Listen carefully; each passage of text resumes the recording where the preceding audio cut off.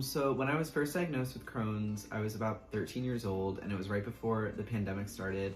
And I kind of just remember a little bit of relief after finally having a diagnosis, with years of doctor's appointments, trying to figure out kind of what was going on, and then finally receiving a diagnosis was just really good to hear after kind of the journey that we went on. Where did I start when Seth was diagnosed? I went right to the Crohn's and Colitis Foundation website. I tried to learn as much as I possibly could, and I noticed there was a get involved button on the website. So I said, you know what? I want to be part of the solution. It had been years of Seth going through testing, trying to figure out why he wasn't growing at the rate he should have been growing at. And once we got the diagnosis, I was like, okay, now let me learn about the disease. Let's get an action plan. Let's try to help him. You know, when Seth first got diagnosed, I saw that there were many events to get involved with, and the spin event caught my eye. So I started attending it, and I started being a part of it and volunteering for it, loved it. And then I shifted into the Take Steps event, which is another rewarding thing to be a part of. I've done some advocacy work as well.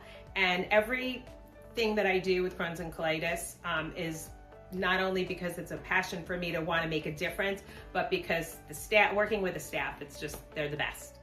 And Michael and I really wanted to make a difference in our community with Crohn's and Colitis Foundation. So we started developing a pickleball event, which has been running for 2 years. Love it. It's a fun way to get involved and to raise a little extra money for the Take Steps team. The thing about Take Steps is that it takes a disease that could be pretty isolating, and it allows you to be with the community, the caregivers, the patients, family, friends, and empower for a solution to find cures for Crohn's. I also wanted to make sure that the disease didn't define Seth. He is much bigger than the disease. The disease is just something he has to deal with. It does not define him. And I hope that he realizes that.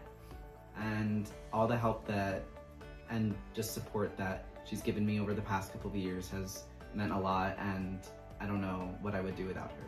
I was reminded of Mr. Rogers, how his mother used to say during scary times, look for the helpers.